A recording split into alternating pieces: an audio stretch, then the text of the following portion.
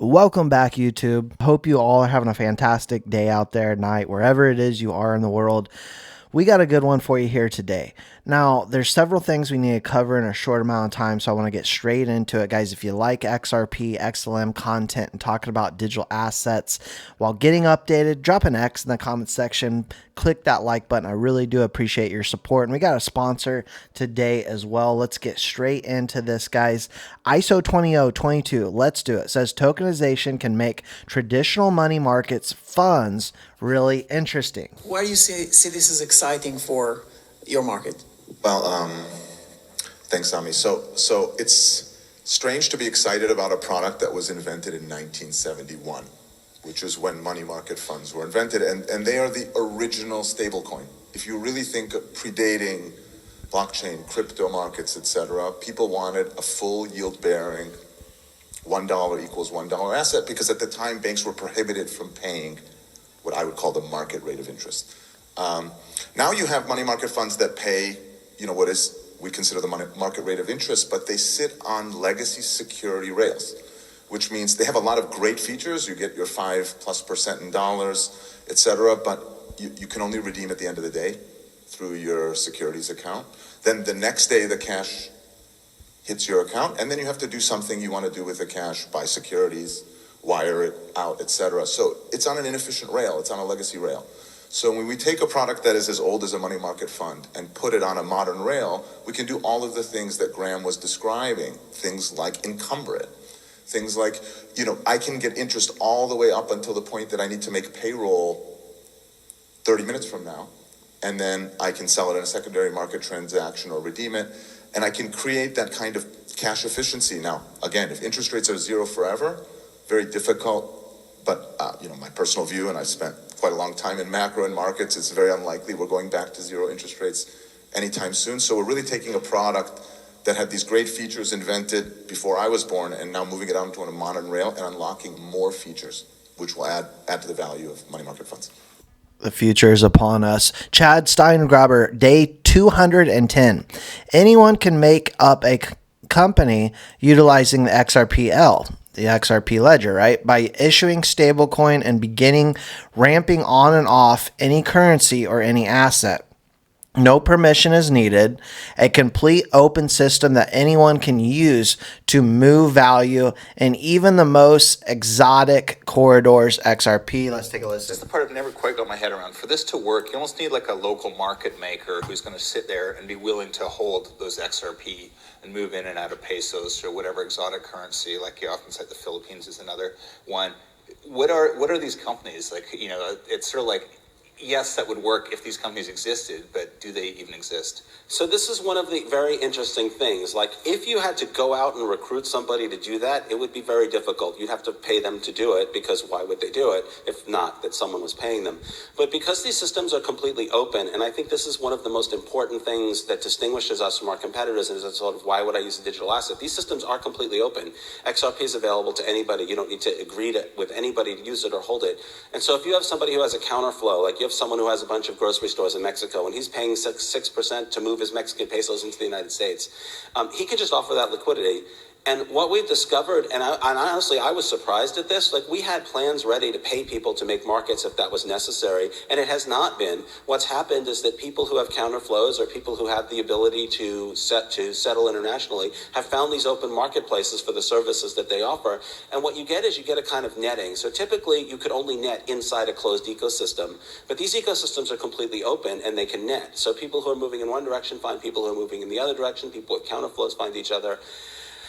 I guess you could argue that we might exhaust the existence of counterflows, we might exhaust the ability to net, but it doesn't seem so. It seems like that, to my surprise, honestly, has not been an issue. The liquidity, if you build it, they will come, has happened in these open ecosystems because anybody who has that ability can participate. Okay, well, give us some examples. You mentioned a Mexican grocer, but give me like a success story or two on the ground of someone who's deciding to, net with XRP. Well, in many cases, we don't know because these ecosystems are completely open. One of my favorite stories was in the very, very early days of the XRP ledger. It didn't involve Ripple, the company, at all. It was completely organic. Somebody opened a gateway, which is essentially a company that issues a stable coin in Chinese yuan.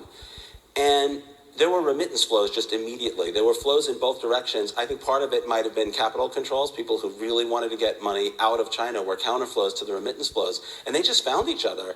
And all of the liquidity was gone immediately, like in a couple of hours, and the liquidity just increased, and it ramped up to about $8 million a day. Since then, that's disappeared, so I don't know if it's because the Chinese government crackdown or just exhaustion, but there was and I think also part of the sort of on-ledger liquidity was kind of not popular today like it was back then. This was kind of during the crypto boom. But it just completely organically, people who wanted to move money into China found people who wanted to move money out of China, and they set up their own like netting system directly on the ledger with nobody managing or running it. But you need an exchange to do that, right? Well, in this case, it was quite interesting. So you needed three components. So you needed some way to get yuan on and off the ledger. And there was a company in China that basically what they did is effectively they issued a stable coin. So you would give them yuan and they would issue a digital asset and vice versa. The XRP ledger has a built-in decentralized exchange. So that decentralized exchange became the marketplace. That, my friends, is true decentralization. Decentralized exchange that they have with XRPL and also with the AMM, they are an absolute game changer. And I love the fact that he said, in many cases, we don't know because it is just it's an open source for everyone to use. That, my friends, is decentralization. Stellar. Today marks 2 years since the conflict began in Ukraine.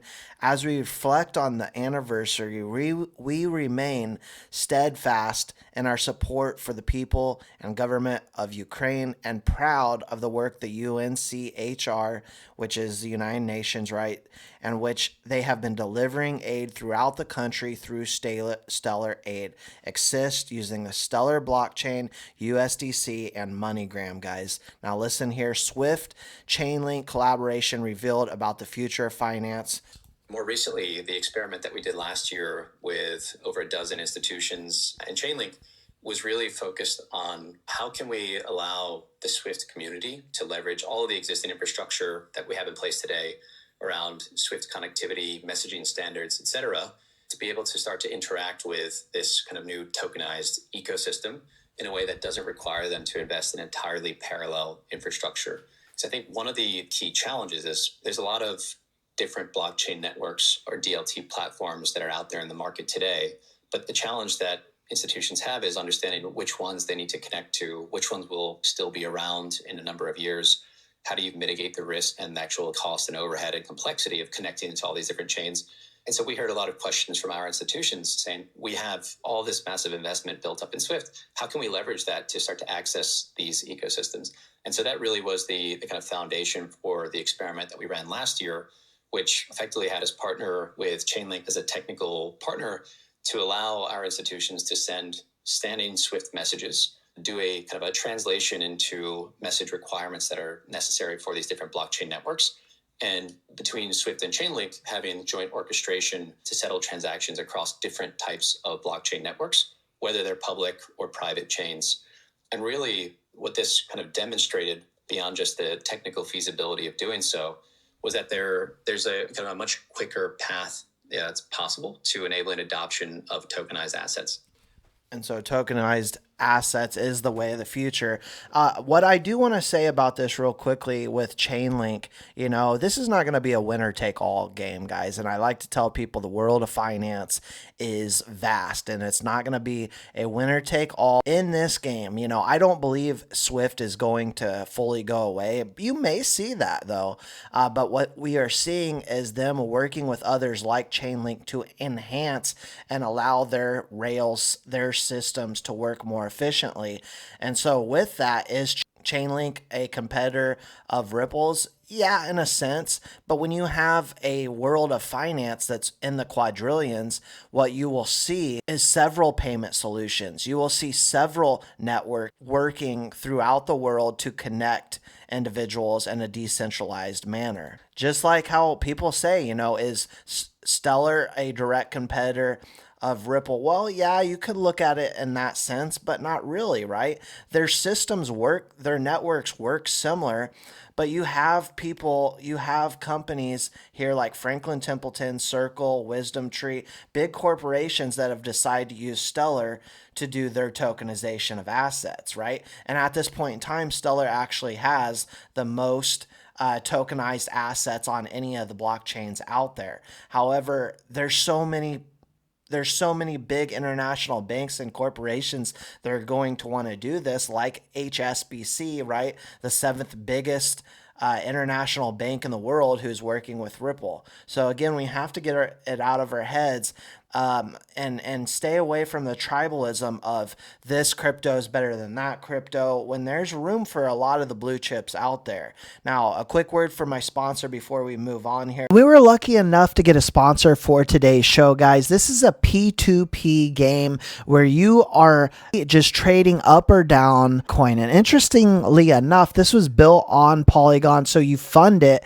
with Matic token. Now it's simple to connect your wallet, connect it with either Coinbase, MetaMask, Wallet Connect, or you can even connect with a social network such as Facebook. But it's so simple, it's up or down against your competitor. It's been audited by the gold standard CertiK themselves. Again, it's 100% secure as just interacting with the contract, and only 10% actually goes to the application themselves. So this is extremely popular game, guys. Many of you probably have already heard of it. It's ranked in the top of all transactions done on Polygon.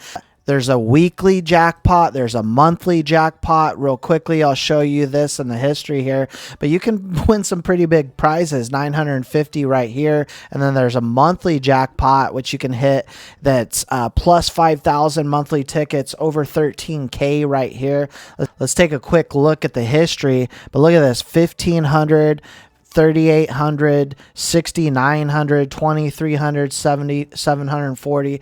And then the monthly winners, you have, look at this, 49,000 for first place in the month of January. Absolutely insane winnings. You can be part of the top 10 high rollers. And there's an affiliate program as well, guys. If you want to try to earn passive income on this, there's an actual program tutorial if you're confused. But take a look at the affiliate leaderboard right now. Tier 1, Tier 2, Tier 3, 19,000, 3,000. This is the all-time, right? You can take a look at a month out. This is just quick, easy money, guys. So again, all you do is connect your wallet, you interact with the contract, and you're trading Bitcoin. Once you place your trade, either 5, 10, 15, 25, 50, 100, so forth, you are just playing against these folks here, whether you're down or whether you're up. And there's a timer here, and based off which direction it goes, up or down, based off what you put in as what you think the trade's going to complete, boom, you're paid out immediately if you are in fact a winner. So again, guys, this is highly popular. It is utilized on the Polygon chain, and this is a leader of all transactions done on Polygon. It's a real simple game mechanics wise. What caught my eye is this is the guy, remember Da Vinci Jeremy, that told us all to buy Bitcoin at $1 and none of us did? He is endorsed the game as well. So pretty awesome. Take a look at it. Let me know what you guys think. Now back onto tokenization. I want to start right here. I actually believe this technology is going to be very important. Look at it. We have been part of a huge revolution in investing through ETFs. We believe that ETFs will be changing the whole way we invest. Many people still use it as a means, people are investing it for indexing. No, the majority of people who are putting money in an ETFs are active investors that are buying exposure. The entire bond market is being transformed as we talk right now. I believe the next generation for markets, the next generation for securities will be tokenization of securities. And if we can have that distributed ledger that we know every beneficial owner, every beneficial seller, we all have our code of who's buying, who's selling, instantaneous settlement.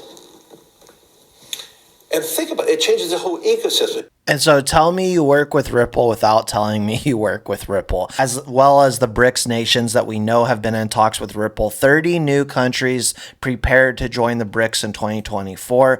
We've got Jack the Rippler saying buy now or cry later, as we've been talking about this wedge, guys, that is about to absolutely scream upward in my personal opinion. Now live, this just came out here today. Ripple's XRP hit Swedish stock exchange ETP trading, now live, opening new opportunities. Things are heating up in a big way as we see the future of cross-border payments.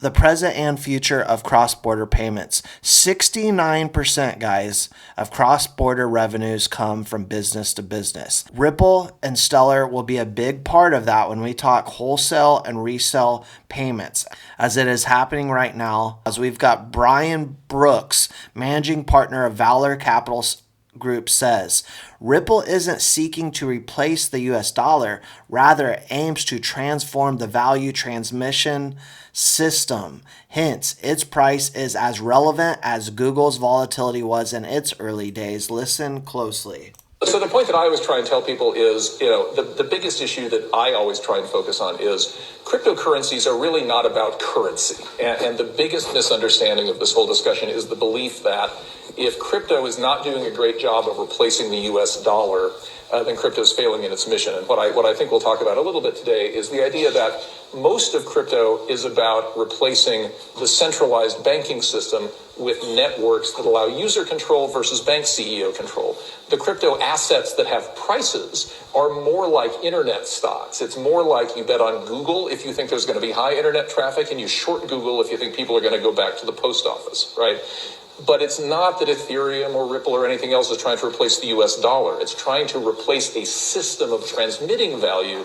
And we'll talk a lot more about that. So for me, the prices are not that relevant any more than Google's volatility is. And in the early days of Google, that was super volatile. I agree 100%. And I believe we are looking at Google's price in the early days compared to where it's going in the future. When he talks about replacing an entire system, guys, this is so massive and gets me so amped up and excited every day reading this stuff, listening to this stuff. And I'm not telling you to sell your house and boat and car and all that good stuff and go all in on XRP. This Bitcoin trader sure did make a bold move as he liquidated $800,000 in his home to invest in XRP, who has had 5 decades of experience. The investor caught Bitcoin at 7,000, ETH at 200, and now he's going after XRP.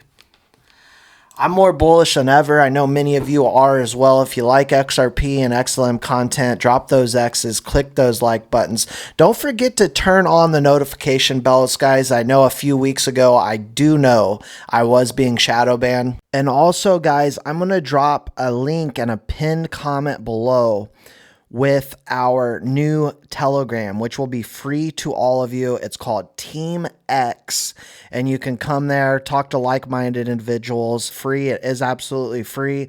I've also got a Patreon coming that I'll be discussing in videos soon, and we will see you in the next one.